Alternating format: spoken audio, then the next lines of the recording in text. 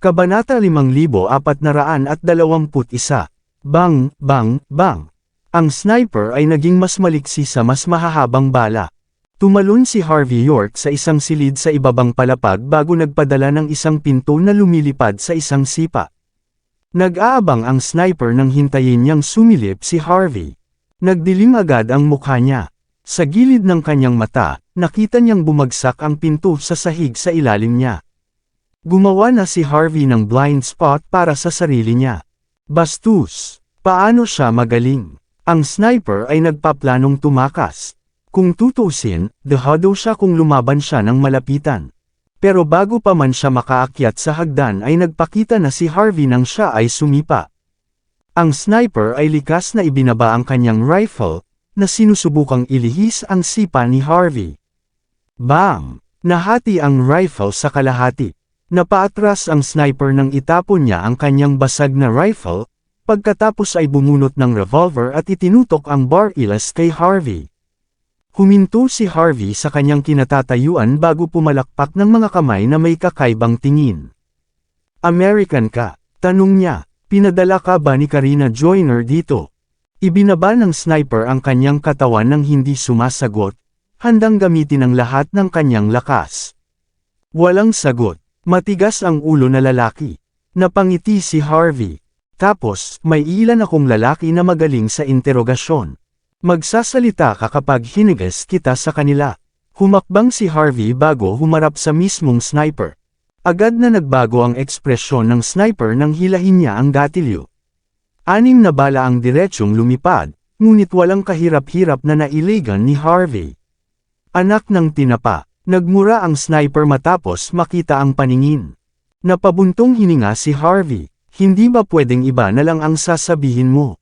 Kutsain mo ako sa pagkakaroon ng death wish. Mukhang hindi ka sibilisado ngayon, nagmumura ng ganito nang walang dahilan. Ang sniper ay patuloy na naglalabas ng lahat ng uri ng mga baril habang hinihila ang gatilyo ng walang tigil, ganap na hindi pinapansin si Harvey sa proseso. Ngunit walang kabiguan, nagawa ni Harvey na iwasan ang bawat bala sa isang hibla na lang ng buhok. Tik! Isang C4 explosive ang biglang itinapon. Napapadyak si Harvey sa lupa nang lumipad ang mga durog na bato sa paligid niya. Boom! Isang malakas na pagsabog ang umalangaw sa hangin, na tuluyang nawasak ang mga pader sa malapit. Ito naman siguro ang killer move mo, diba? Tanong ni Harvey pagkatapos magpakawala ng buntong hininga. Kung ganun, pasensya na. Ngunit hindi ka aalis sa lugar na ito ng buhay. Naglakad si Harvey sa harap ng sniper bago ito sinampal sa mukha. Ang sniper ay likas na sinubukang lumaban, ngunit ang kanyang bilis ay lubos na mababa kumpara kay Harvey. Sampal. Isang malakas na sampal ang narinig nang bumagsak siya sa lupa. Arg! Isang subo ng dugo sa kanyang bibig ang bumulwak mula sa sniper. Wala na siyang lakas para lumaban pa. Unti-unting bumagsak ang kanyang face mask sa lupa. Nakikita ni Harvey ang malaagilan niyang mga mata sa ilalim ng kalangitan sa gabi. Hindi naman sila mukhang tao. Genetically enhanced soldier. Pagtataka ni Harvey habang nakapikit. Matapos ipadala si Arlette Pagan sa ospital at tawagan ang ilang eksperto mula sa Heaven's Gate para alagaan siya, bumalik si Harvey York sa Fortune Hall. Si Prince Gibson ay matagal nang naghihintay. Binuhusan niya ng isang tasa ng tsaa si Harvey bago nagsalita. Sinabi sa amin ng bastard na iyon ang lahat, Sir York. Tinatawag niya ang kanyang sarili na si Kay. Sinabi niya na siya ang pinakamahusay na sniper sa Amerika. He's impressive even among the genetically enhanced soldiers. Nakikita niya ang isang langaw na 10,000 talampakan ang layo mula sa kanya gamit ang kanyang mga mata. Nasasabi rin niya ng eksakto kung kailan ang isang langaw ay naghahampas ng kanyang mga pakpak. Hindi niya talaga namimiss kung kailan dahil nakikita niya iyon. Nakakahiya na nakabangga ka niya. Isa pa, inutusan siyang patayin ka ni Karina Joyner. Talagang hindi mo siya nirerespeto sa restaurant. Iyon ang dahilan kung bakit agad niyang ipinadala ang sundalo pagkatapos noon. Maikling sinabi ni Prince kay Harvey ang lahat ng nalaman niya sa interogasyon. Hindi naman ganoon kalayo ang pagtatasa ni Harvey, ngunit sapat na iyon para patunayan na tama siya tungkol kay Karina. Mga genetically enhanced na sundalo mula sa Amerika. Sandaling pinag-isipan ni Harvey ang sitwasyon. Kung tama ang pagkakaalala ko, dapat galing sila sa isang lihim na organisasyon. Bakit sila nagtatrabaho bilang mga bodyguard at mandirigma para sa ibang tao? May isang bagay na hindi mo alam, Sir York, sagot ni Prince. Ang Locke Financial Group ay isa sa pinakamalaking nagbebenta ng baril sa mundo. Kasangkot din sila sa mga genetically enhanced na sundalo. Natural lamang para sa organisasyon na magkaroon ng ilan sa kanilang sarili. Sandaling inisip ni Harvey ang sitwasyon. So bakit niya sila dinala dito? Para lang mapanatili ang isang bagay sa kanyang manggas. Umiling si Prince. Na-curious din ako dyan kaya tinanong ko si Kay. According to what he said, Karina must have come here for her firearms business. Ang genetically enhanced na mga sundalo ay isang mahalagang bahagi ng deal. Napapikit si Harvey. Kilala mo ba kung sino ang kanegosyo ni Karina? Umiling muli si Prince. Hindi ako makakuha ng anumang impormasyon tungkol doon. Kailangang inumin ni Kay ang kanyang gamot paminsan-minsan, ngunit wala siyang makukuha rito. Namatay siya matapos magpumiglas sa sakit. Inayos ko ang ilang mga doktor at mga ekspertong martial artist upang ibalik siya para sa karagdagang pagtatanong. Bahagyang tumanggaw si Harvey. May hula siya kung sino ang kinakaharap ni Karina, pero ayaw muna niyang magsalita bago humanap ng konkretong patunay. Vroom! Vroom! Sa sandaling ito, narinig ang malalakas na tunog ng makina sa tahimik na kalye sa labas ng Fortune Hall. Maya-maya pa ay bumukas ang pinto. Ang mga taong ito ay may maitim na balat na may mapuputing ngipin. Sila ay mga tao mula sa Dark Island. May hawak silang mga baril na may mabangis na tingin. Ang pinuno ng grupo ay isang lalaking may afro at isang rifle ng pangangaso. Ako si Domino, kampan ni Karina. How dare you capture Kay? Bibigyan kita ng 10 minuto. Bitawan mo siya ngayon din. Inalis ni Domino ang safety lock sa kanyang rifle na mukhang mabangis. Humigop ng tsaa si Harvey York nang hindi man lang sumulyap kay Domino. At paano kung tumanggi ako? Tumanggi. Hamalakhak si Domino bago hinayla ang gatilyo sa kurtinang inilagay ni Harvey. Bang! May nakitang butas sa kurtina. Labis na nasaktan si Harvey sa nakita. Ang bagay na iyon ay milyon-milyong dolyar, pagkatapos ng lahat. Ang bawat isa sa mga iyon ay nagkakahalaga ng 15 milyon. Tandaan na magbayad ka bago ka umalis, mapait na sabi niya. Gusto mo babayaran kita? Malungkot na tumawa si Domino bago bumaril ng isang anti-gun plorera sa main hall. Bang! Nabasag ang plorera. Tama na, Harvey. Dalhin sa amin ang lalaki ngayon din. Napapikit si Prince Gibson. Ang mga taong ito ay medyo bastos. Why don't you step back for now? I can handle the situation. Tumigil ka. Tayo ay mabuting mamamayan na may mga sertipiko. Bakit tayo aatres kung may mga tumatahol sa gusto nila bago tayo? Tawagan ang mga pulis. Naningkit ang mga mata ni Prince. Sir York, alam mo na ang first in command ng Golden Sands. Ang Golden Sands Police Station ay kabilang sa pamilya John. Baka hindi sila dumating kung tatawagan natin ang mga pulis. Napangiti si Harvey. Gagawin niya. Sabihin mo sa kanya na may pinapatay ako dito. Ilalabas ko rin si Karina Joyner ngayong gabi. Huhulihin niya ako kapag nakita niya ang mga biktima at mga armas dito. Judging from how much she hates me, magugulat ako kung hindi siya pumunta agad dito kasama ang mga tauhan niya. Nagningning ang mga mata ni Prince bago nag-dial ng numero. Malamig na tumawa si Domino matapos makita ang tanawin. Tumatawag ka ba ng mga tao? Ang lakas ng loob mo. Dahil ikaw ay walang takot, bibigyan kita ng kalahating oras. Gusto kong makita kung sino ang tinatawag mo dito. Humigop ng tsaa si Harvey. Hindi ko alam kung ano ang kaya niya. Sabi nga, alam ko na ang bawat isa sa inyo ay walang magagawa kundi ang lumuhod pagdating niya. Lumuhod. Napamura si Domino. Kaming mga mersenaryo ay hindi kailanman luluhod. Hindi lang yun. I'll even call you daddy pag pinagawa mo kami ng ganyan. Masama ang tingin ni Harvey. Stop flattering yourself. Ayoko ng anak na katulad mo.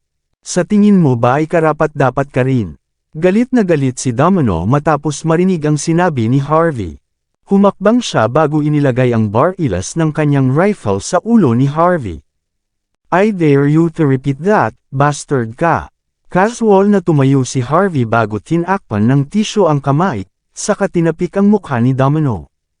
Sige, hindi ka karapat-dapat. Hilahin mo ang gatilyo kung ganyan ka kagalit. Gusto kong makita kung kakayanin mo ang mga kahihinatnan. Ikaw, vroom. Mas maraming tunog ng mga makina ng sasakyan ang narinig habang sila nakatayo doon. Nakaparada ang ilang sasakyan ng pulis sa labas mismo ng Fortune Hall. Isang grupo ng mga inspector na may kargadong mga baril ang pumasok sa loob. Buong pagmamalaking humakbang pasulong si Capri John na nakasuot ng puting uniforme.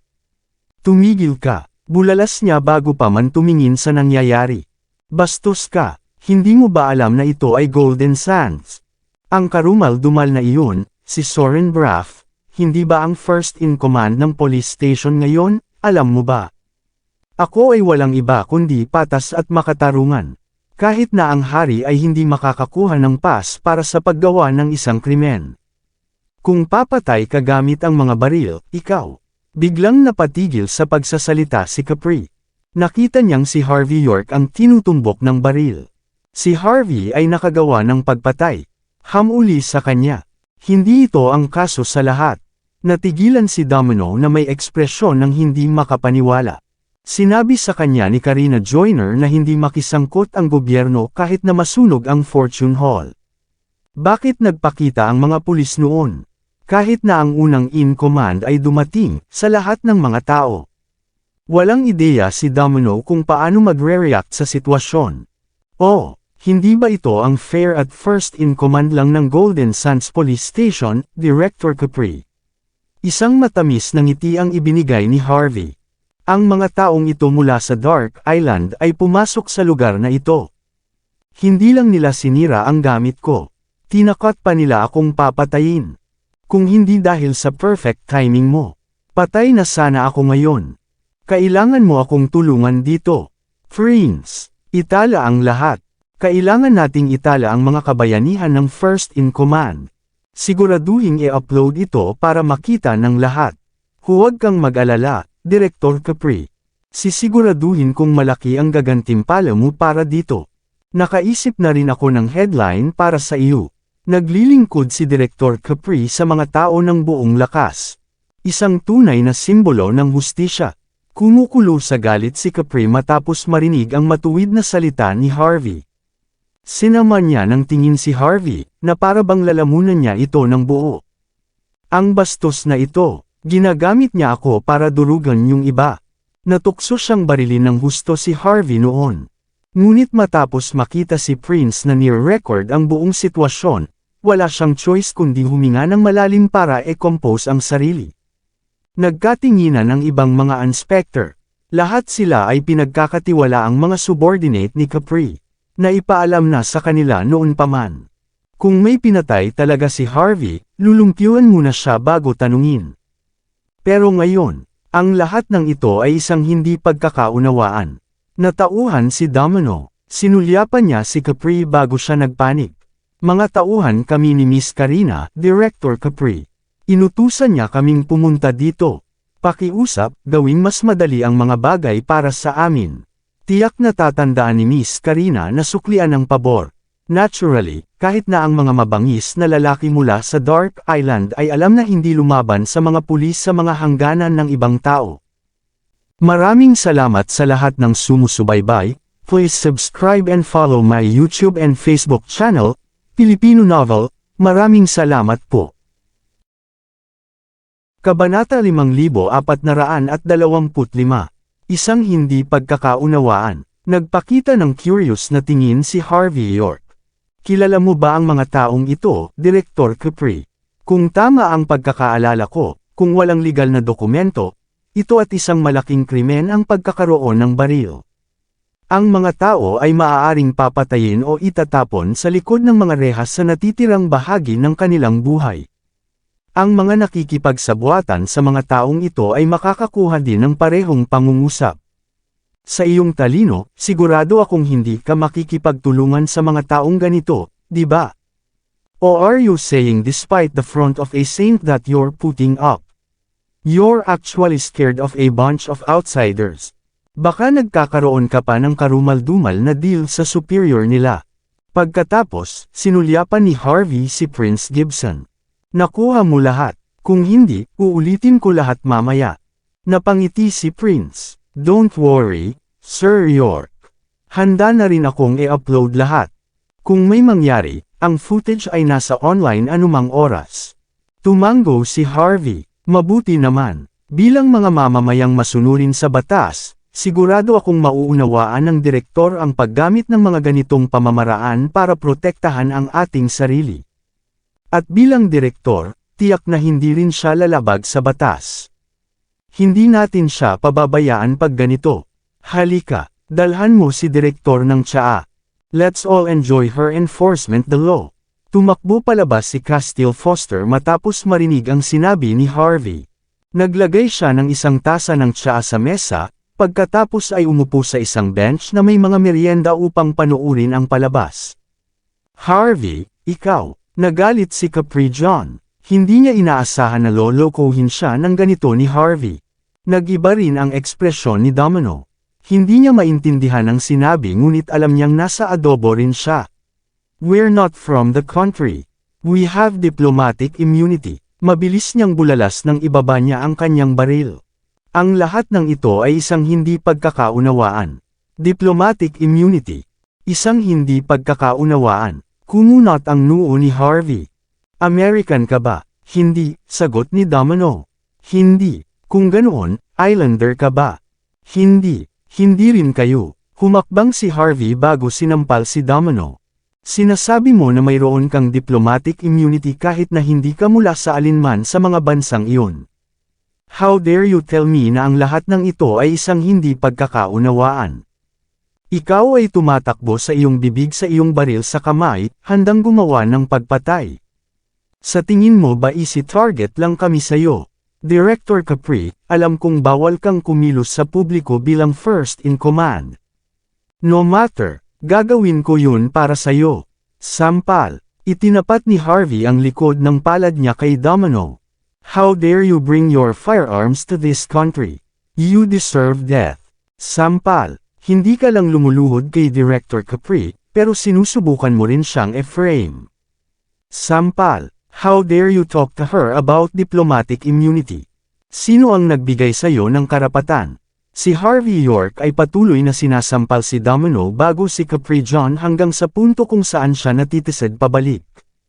Gusto niyang barilin si Harvey, ngunit agad siyang napatigil nang makita ang nakamamatay na titig ni Capri. Kumukulo na rin si Capri sa galit. Alam niyang mamamatay si Harvey nang walang pag-aalinlangan kung hindi siya dumating. Kung tutuusin, hindi siya makakalaban sa napakaraming baril na ito, gaano man siya kagaling sa pakikipaglaban. Kasabay ng kasab-ika ni Prinsipe Gibson na i-upload ang footage ng buong sitwasyon, lubos na nagalit si Capri. Ibinababa na sana niya si Harvey kung hindi dahil doon. Harvey York. Hindi napigilan ni Capri na magsalita para pigilan si Harvey sa paghampas kay Domino.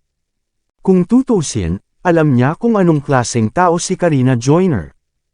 Ang pagpunta laban sa kanya ay hindi rin makikinabang sa pamilya John. Huminto muna si Harvey bago may bumungad sa kanya. Huwag kang mag-alala, Director Capri. Ito lang ang pampag-ana. Magsisimula na ang main show. Bago bigyan ng pagkakataon si Capri na magsalita, hinawakan ni Harvey ang rifle ni Domino at nakangiting itinutok ito sa kanyang hita. Huwag mo akong sisihin sa susunod na mangyayari. Kailangan kong gawin ito para sa kapakanan ni Director Capri. Bang! Hinila ni Harvey ang gatilyo nang hindi binibigyan ng pagkakataon ng iba na mag-react. Nahulog si Domino sa lupa. Napahawak siya sa hita niya habang sumisigaw sa sakit. Sa ilalim ng tingin ng lahat, Ibinalik ni Harvey ang rifle sa kamay ni Domino bago pinunasan ang kanyang mga kamay. Nakita niyo lahat dito, bulalas niya, ngumiti ng mahina. Pumunta siya dito para manggulo. At kahit papaano binaril niya ang sarili niyang paa. Karapat-dapat siya. Tama, Direk Capri. Dapat mo siyang hatulan ng maayos, kahit na nasaktan siya. Kailangan siyang makulong ng hindi bababa sa 20 taon dahil sa pagdadala ng mga ilegal na baril sa loob ng ating mga hangganan. Bilang isang legal na mamamayan, may karapatan akong itaguyod ang batas. Kung hindi siya maparusahan ng nararapat, kung gayon, kailangan kong magsampa ng reklamo tungkol sa iyong pamilya. Pinalakpak ni Harvey ang kanyang mga kamay bago muling umupo. Pakiusap, ilayo mo siya. Siguraduhing malinis din ang sahig. Nanginginig sa galit si Capri nang muntik na niyang mabali ang ngipin, nagngangalit ang kanyang mga ngipin. Don't worry, I'll uphold justice, sagot niya matapos makita ang telepono sa kamay ni Prince. Aalis na kami. Tama, sinampal ni Harvey ang ulo niya. Ang mga taong ito ay sinira rin ang maraming gamit namin. Ang kurtinang iyon ay $115 milyong. Yung vase din. Kukunin ko ang pamilyang pagan na magpadala ng resibo. Kung hindi binayaran ang mga ito, isa na namang krimen iyon. Halos madapa si Capri bago namutla ang tingin sa likod. Huwag kang mag-alala, bulalas niya habang nagngangalit ang mga ngipin. Ibabalik ko ang iyong pera sa dolyar. Ganun ba? Napangiti si Harvey. Salamat sa serbisyo mo. Gayun din, ipadala ang aking pagbati kay Young Master John. Ang diwa ni Capri ay lubos na nadurog. Bam! Isang katangi-tanging anti-gang florera ang nabasag sa buong lupa. Ang $1.7 milyong na antik ay agad na naging alikabok. Ito ay isang makabagbag damdaming tanawin. Tiningnan ni Blaine John ang mga shards sa lupa na may malungkot na ekspresyon habang ang buong katawan niya ay walang tigil na kumikibot. Tumayo si Capri John na may nakakatakot na tingin. Nagsimula siyang magpanik nang tingnan niya ang mga basag na tipak sa paligid ng lugar. Sinasabi mo na ang Locke Financial Group ay napunta kay Harvey.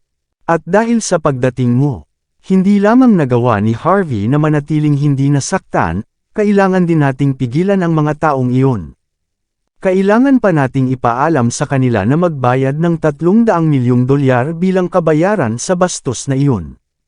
O kakasuhan din sila ng kasalanan. Kinagat ni Capri ang kanyang mga ngipin. Masyadong tuso si Harvey, Young Master John.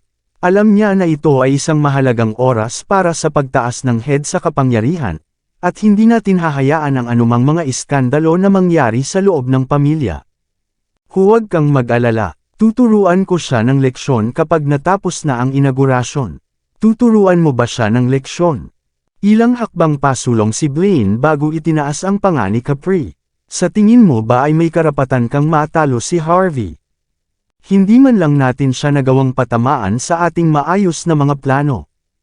Hayaan mo na ngayon. Iba na ang panahon ngayon, Young Master John.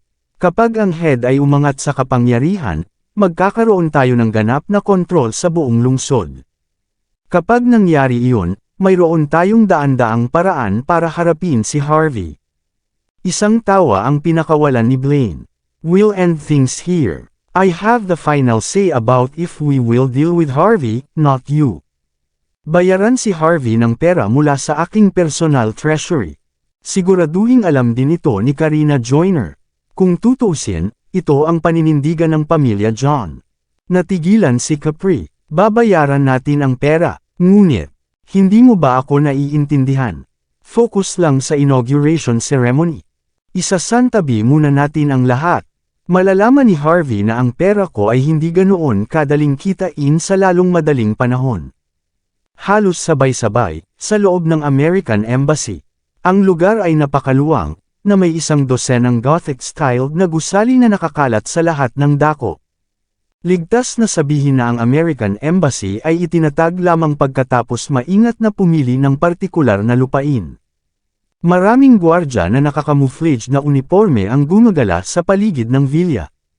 Lahat sila ay may dalang baril habang nagpapakita ng malamig na mga titig, na para bang handa silang magbaril ng langaw kung sakaling makalapit ito.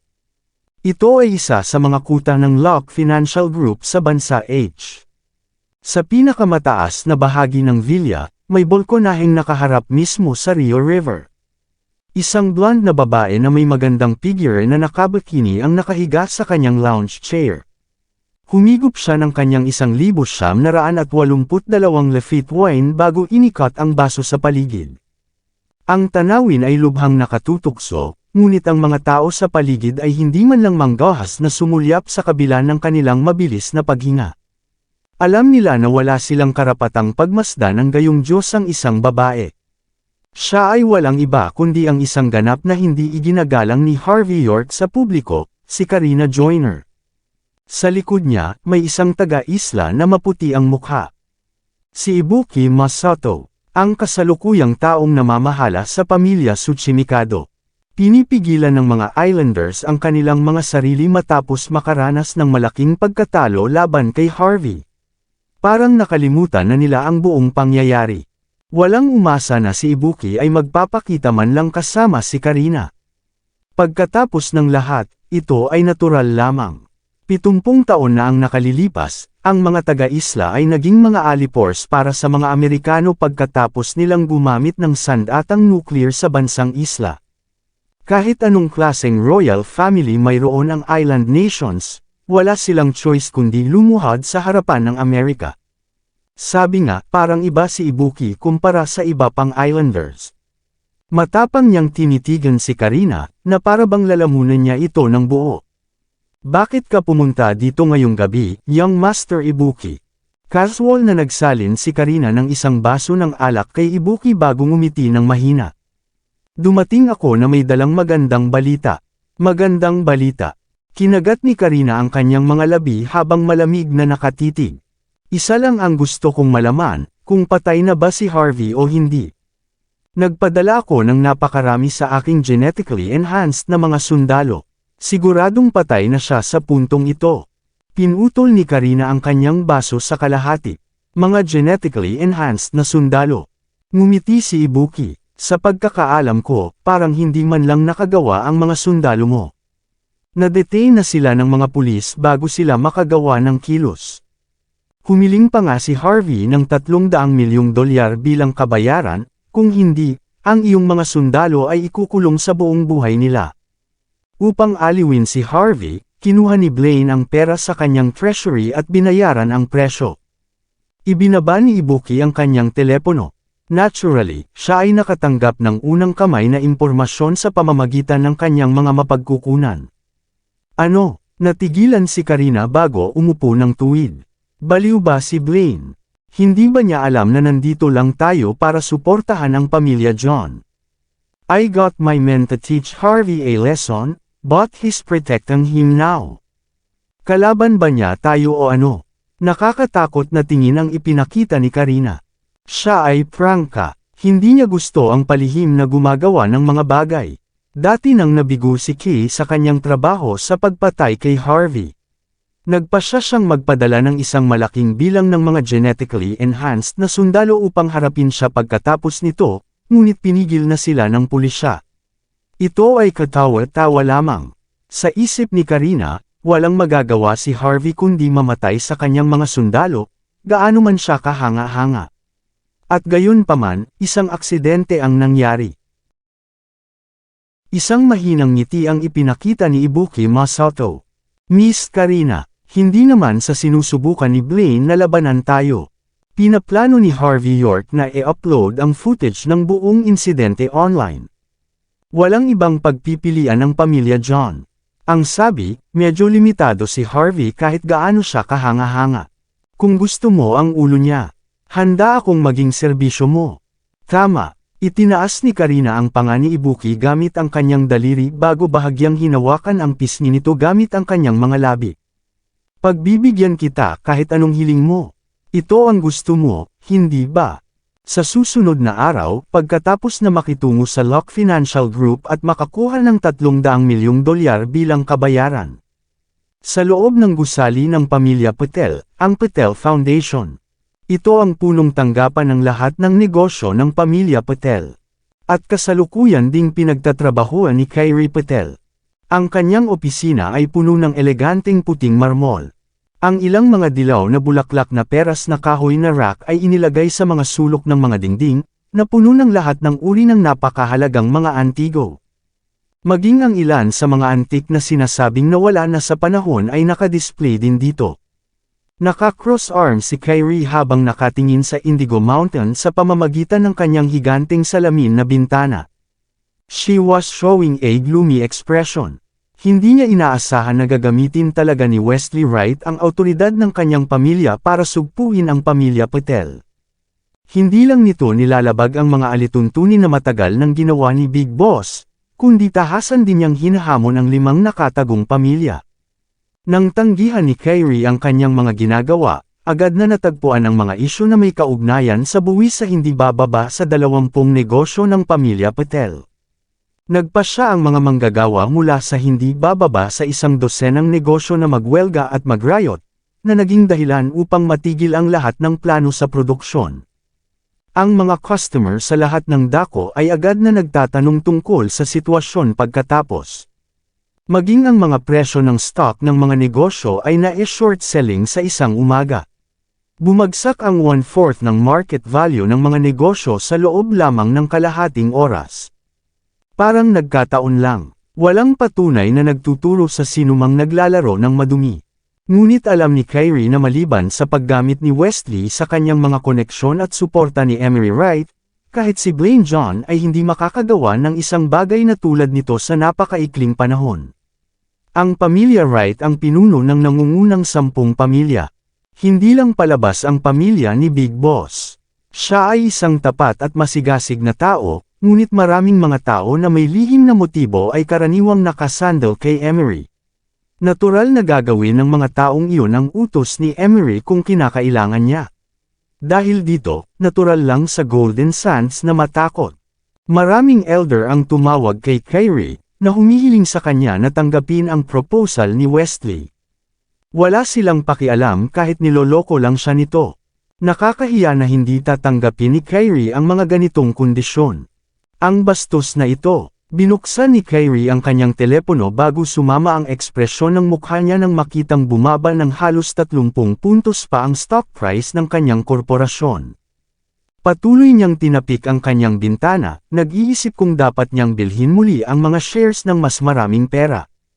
Maaari niyang pigilan ang mga presyo mula sa pagbagsak ng higit pa habang dinadagdagan ang kanyang mga ari-arian. Kabanata 5430. Miss Kyrie, may nagpadala sa iyo ng package. Parang same-day delivery. Itinulak ang pinto ng opisina, at pumasok si Corbin Patel. Lahat ng 5 pangunahing sangay ng pamilya ay nasa ilalim ng kontrol ng pangunahing sangay. Ngunit dahil sa kasalukuyang sitwasyon, ang iba pang mga prinsipe ay gumawa ng lahat ng uri ng mga dahilan upang bumalik sa kanilang mga tahanan. Si Corbin lang ang nanatili para suportahan si Kyrie Patel. Para naman kay Elias Patel, hindi gagamitin ni Kyrie ang ace sa kanyang manggas maliban kung siya ay talagang desperado. Hindi mo kailangang gawin ang lahat ng ito, Prinsipe Corbin. Mayroon akong mga taong gumagawa niyan para sa akin. Nagpakita ng kakaibang ekspresyon si Kyrie matapos masulyapan si Corbin. Napagtanto ng buong pamilya na nagpapanggap lamang si Harvey York bilang fiancé ni Kyrie. Iyon ang dahilan kung bakit patuloy na sinubukan ni Corbin na maging nasa mabuting panig ni Kyrie. Hindi alam ni Kyrie ang mararamdaman niyan. Kung tutusin, mali na ipagpalagay dahil wala pang malinaw na pagsulong si Corbin.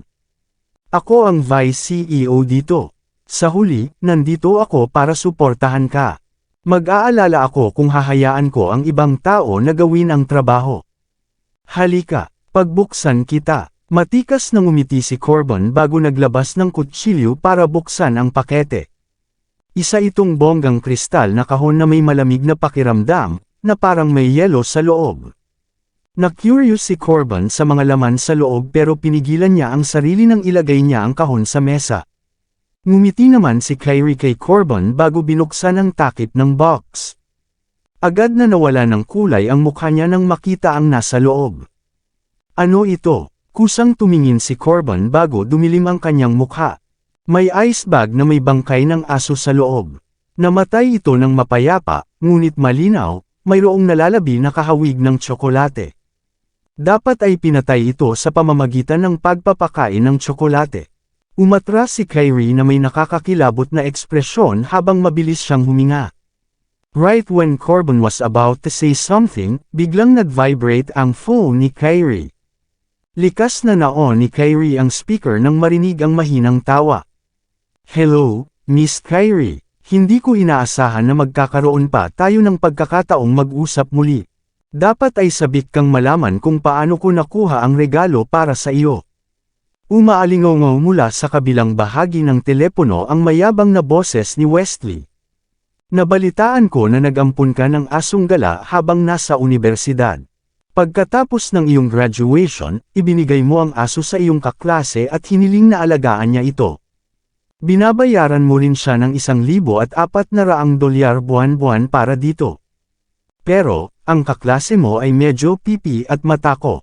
Malinaw na nagtatrabaho siya para sa isang mayaman, ngunit nagpasya siyang ibenta ito sa isa sa aking mga tauhan sa halagang $150,000. Hindi napigilan ng aso na kainin ang tsokolate mula sa aking kamay matapos itong magutom sa loob ng 3 buong araw. At least hindi namatay sa gutom. Sayang, gusto ko sanang iregalo sa iyo yung aso. Napakalupit ng kapalaran. Di bale, aso lang naman ang namatay, di ba?